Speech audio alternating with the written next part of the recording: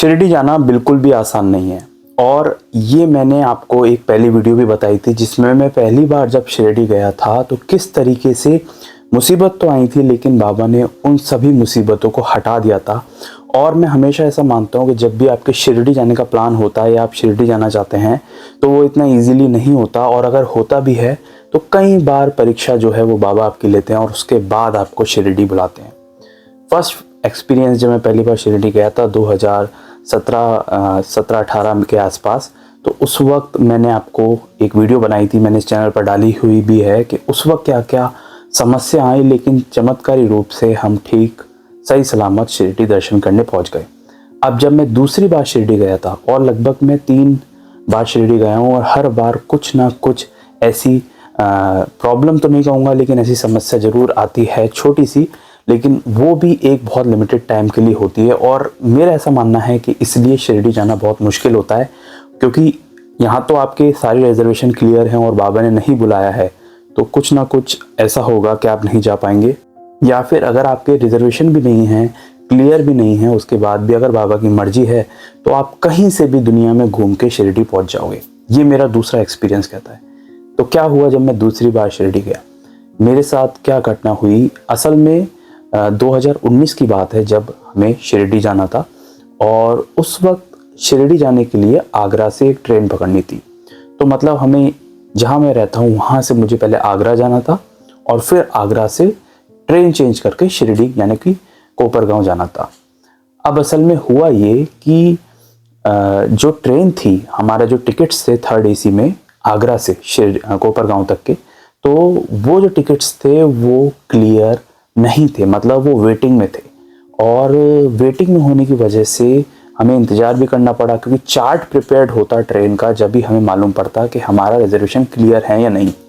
दूसरी समस्या मेरे साथ ये थी कि जब मैं अपने घर से आगरा पहुंचूंगा, तो आगरा पहुंचने के बाद जो चार्ट बनेगा वो हमें देखना पड़ेगा कि हमें आगरा से कोपरगांव वाली ट्रेन में बैठना मिलेगा या नहीं मिलेगा उस ट्रेन में बैठने को।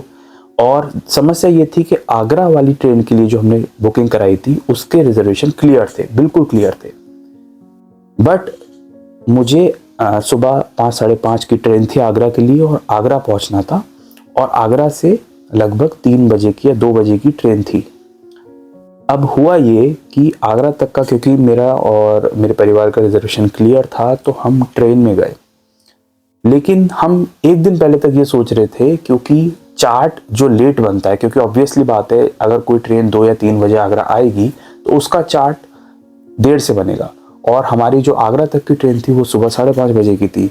अब हम ये सोच में थे कि हम आगरा जाएं कि नहीं जाएं, क्योंकि जो दूसरी ट्रेन है उसका चार्ट बना नहीं है, और अगर चार्ट बन जाता है और अगर वेटिंग क्लियर नहीं होती है तो फिर हमें आगरा से लौटना पड़ेगा, और रिटर्न के तो कोई टिकट है ही नहीं। फिर भी सोच समझ के हमने बोला कि जैसा होगा देखा जाएगा। हम निकल गए आगरा के लिए, और लगभग 9 बजे जिस गाड़ी में हम थे, 9 बजे वो गाड़ी आगरा पहुंचती है। 8 बजे हमने, मतलब हम सुबह 5:30 बजे निकल गए, और 8 बजे हम ट्रेन में थे उस वक्त आगरा पहुंचने के लिए। 8 बजे चार्ट प्रिपेयर्ड होता है 3 बजे वाली गाड़ी का, और उसमें हमें देख के बहुत निराशा होती है, क्योंकि उसमें 1 2 3 4 जो है वेटिंग पे अटक गया है। मतलब शुरू में जब बुकिंग कराई थी, जब 20-25 के करीब वेटिंग लिस्ट थी, और चार्ट प्रिपेयर्ड हो चुका है, और 1 2 3 4 जो है वो वेटिंग लिस्ट में रह गया है। हमारा रिजर्वेशन क्लियर नहीं हुआ है 3rd AC में, क्योंकि ट्रेन में थे, कहीं उतर भी नहीं सकते थे। तो हम 8 बजे के बाद हमने ये देख लिया था, और बहुत निराशा के साथ फिर भी आगरा पहुंच गए। आगरा पहुंचने के बाद, जो कि हम 9-10 बजे आगरा पहुंच गए, हमारी 2-3 बजे ट्रेन थी, लेकिन रिजर्वेशन बिल्कुल भी क्लियर नहीं था। अच्छा, हमने वहाँ पर TC से बात की आगरा में कि ऐसा कुछ संभव है कि हमारे 1 2 3 4 वेटिंग लिस्ट में रह गया है, तो हमें नया एक रिजर्वेशन मिल जाए जिस वजह से हम ट्रैवल कर पाएँ। तो उसने बोला कि अब जो बहुत सारे सिस्टम हैं, और वैसे भी रेलवे में बहुत सारे सिस्टम जो हैं वो चेंज हो चुके हैं, तो ऐसे एट द एंड आप नहीं करा सकते। तत्काल में करा सकते हैं, वो एक दिन पहले होता, लेकिन उसी दिन संभव ही नहीं है। हुआ ये कि हम हताश होकर आगरा पर बैठ गए और सोचने लगे कि हम वापस अपने घर चल लेते हैं, क्योंकि 2-3 बजे से बैठने का कोई मतलब है ही नहीं। फिर भी हम पता नहीं किस सोच में वहाँ बैठे रहे स्टेशन पर, और मन में एक ही बात थी कि बाबा ने अगर नहीं बुलाना था तो ये आगरा वाली ट्रेन में भी क्लियर क्यों दिया रिजर्वेशन, और फिर आगरा तक से जो कोपरगांव की ट्रेन थी उसका हमें पहले ही बता देते, या पहले ही चार्ट से पहले ही मालूम पड़ जाता कि क्लियर नहीं होगा। क्योंकि क्लियर नहीं था फिर भी हमें बैठना पड़ रहा था आगरा में। तो मन ही मन ये सोच रहे थे कि बाबा की मर्जी नहीं थी शायद, और अगर उन्हें बुलाना होता तो कैसे भी हम जा सकते थे। अच्छा, उस समय टाइम हो रहा था 2:30 बज रहे थे, और 2:30 बजे तक हम आगरा स्टेशन पर बैठे रहे। 3 बजे जो है वो गाड़ी आने वाली थी। और अब ये हुआ कि मैं ऐसी अपने एक फैमिली मेम्बर के साथ मोबाइल स्क्रॉल कर रहा था, और ऐसे ही चेक करते करते अचानक से मेरे को देखने को मिला कि 5 टिकट जो है, हम ऐसी बाबा से प्रार्थना कर रहे थे कि अगर आपको बुलाना है तो बुला ही लो बाबा, तो 5 टिकट जो है वो सेकंड एसी में, मतलब हम थर्ड एसी में जाने वाले थे। तो जो ट्रेन हमारी 3 बजे की जिसमें क्लियर नहीं हुए थे, उसी ट्रेन में सेकंड एसी में 5 टिकट्स अवेलेबल तुरंत शो करने लग गया।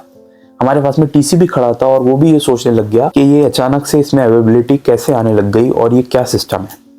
और मैं और मेरे जो फैमिली मेम्बर है वो भी ये देख के हैरान थे कि 5 टिकट सिर्फ सेकंड एसी में अवेलेबल हैं, ये कैसे संभव है।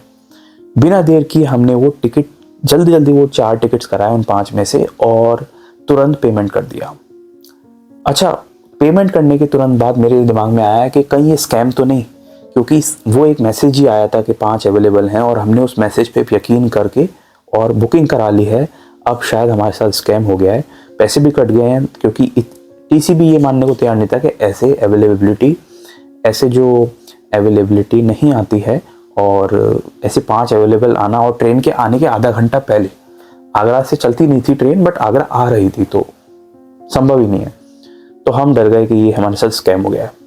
लेकिन हम जब ने पीएनआर डाल के चेक किया, उस टिकट का जो पीएनआर आया, तो कोच में हमारे नाम शो हो रहे थे, और ट्रेन के आने के ठीक आधे घंटे पहले 3 बजे तक हमने वेट किया। वो ट्रेन आई और हम सेकंड एसी में चढ़े हैं, और फिर हमें समझ में नहीं आया था किसी को भी ये हुआ कैसे, और कैसे हम शिरडी पहुंच गए। और उसके बाद शिरडी में इतने अच्छे 2-2 बार दर्शन हुए बाबा के, एक बार सुबह किए और एक बार शाम को किए। इतने अच्छे दर्शन हुए मैं आपको बता नहीं सकता।